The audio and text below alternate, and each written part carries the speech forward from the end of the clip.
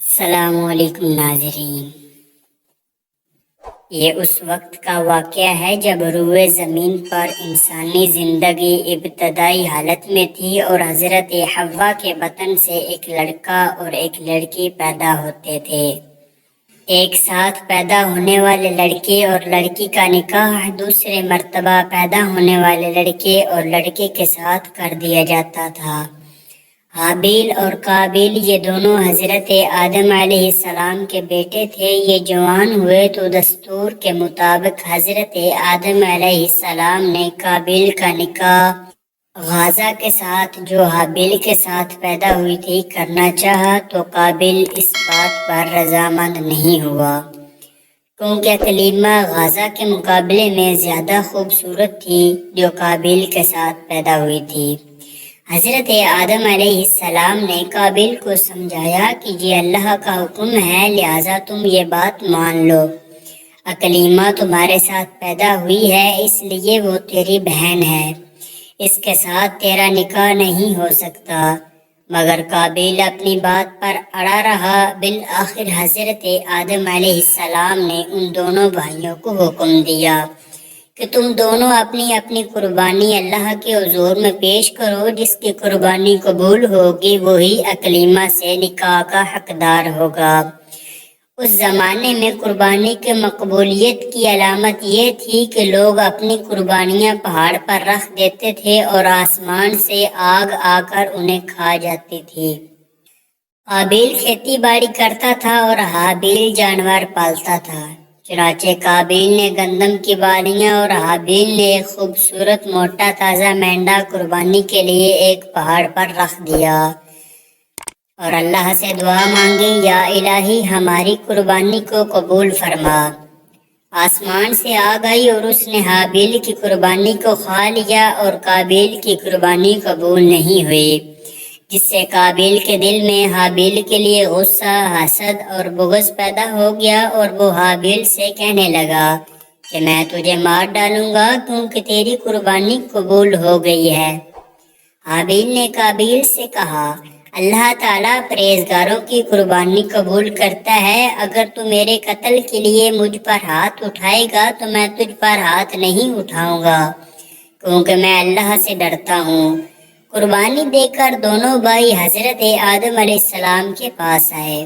آدم علیہ السلام نے فرمایا، اے قابیل، تیری بہن اکلیمہ اب حابیل پر حلال ہوئی اور تجھ پر حرام۔ قابیل اب مایوس ہو چکا تھا کیونکہ اکلیمہ اس کے نکاح میں نہیں آ سکتی تھی، اس لیے وہ حابیل کو مارنے کی تدبیر میں رہنے لگا۔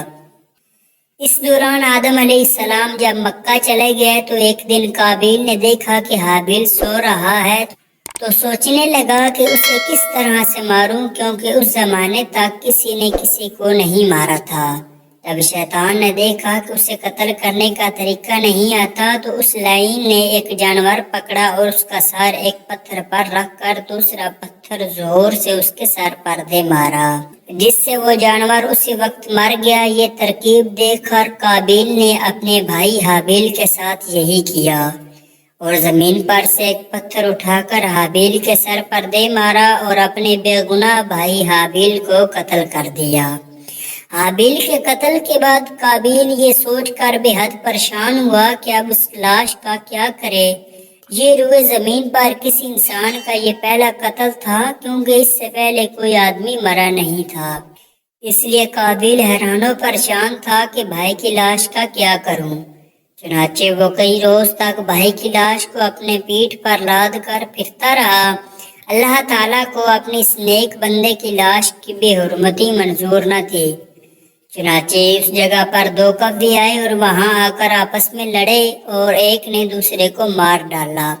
پھر زندہ کوے نے اپنی چونچ اور پنجوں سے زمین میں گڑھا کھودا اور اس میں اس مرے ہوئے کوے کو ڈال کر مٹی سے دبا دیا۔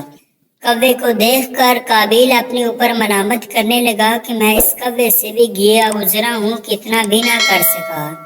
اس طرح قابیل کو معلوم ہوا کہ حابیل کی لاش کو زمین میں گڑھا کھود کر دفن کر دینا چاہیے، چنانچہ اس نے ایک گڑھا کھود کر اس میں اپنے بھائی حابیل کی لاش کو دفن کر دیا۔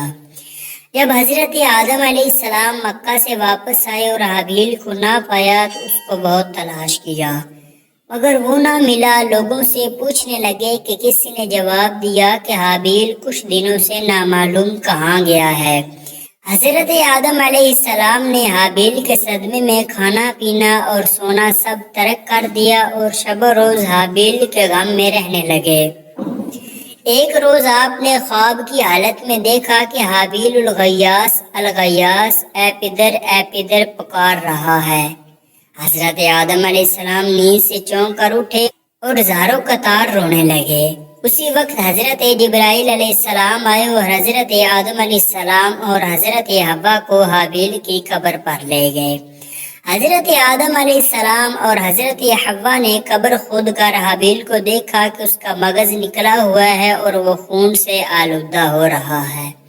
یہ دیکھ کر آپ دونوں بہت روئے اور حابیل کی لاش کو ایک تابوت میں باندھ کر کے اپنے مکان میں لا کر دفن کر دیا۔ اس وقت آپ علیہ السلام کے 120 بیٹے تھے، جن میں سے سوائے حابیل کی کوئی مرا نہیں تھا۔ روایت ہے کہ حابیل قتل ہو گئے تو 7 دن تک زمین میں زلزلہ رہا۔ قابیل جو بہت خوبصورت تھا، بھائی کا خون بہاتے ہی اس کا چہرہ بالکل سیاہ اور بدصورت ہو گیا۔ آدم علیہ السلام نے قابیل کو اپنے دربار سے نکال دیا اور وہ یمن کی سرزمین عدن میں چلا گیا۔ وہاں ابلیس اس کے پاس آ کر کہنے لگا کہ حابیل کی قربانی کو آگ نے اس لیے کھایا تھا کہ وہ آگ کی پوجا کرتا تھا، لہذا تو بھی آگ کی پرستش کر۔ چنانچہ قابیل پہلا شخص ہے جس نے آگ کی پرستش کی، اور زمین پر یہ پہلا شخص تھا جس نے اللہ کی نافرمانی کی اور زمین پر خون ناحق کیا۔ یہ وہ پہلا مجرم ہے جو جہنم میں ڈالا جائے گا۔ حدیث پاک میں ہے کہ زمین پر قیامت تک جو بھی خون ناحق ہوگا اس کے عذاب کا ایک حصہ بوجھ اور گناہ قابیل پر ہوتا ہے، کیونکہ اس نے سب سے پہلے قتل کا طریقہ ایجاد کیا۔ قابیل کا انجام یہ ہوا کہ اس کے ایک لڑکے نے جو کہ اندھا تھا اس کو پتھر مار کر قتل کر دیا، اور یہ بدبخت آگ کی پرستش کرتے ہوئے کفر و شرک کی حالت میں اپنے لڑکے کے ہاتھوں مارا گیا۔ کسی بے گناہ کو قتل کرنا بہت بڑا جرم ہے۔ قابیل نے غصہ، حسد اور بغض میں گرفتار ہو کر اپنے ہی بھائی حابیل کو قتل کر دیا۔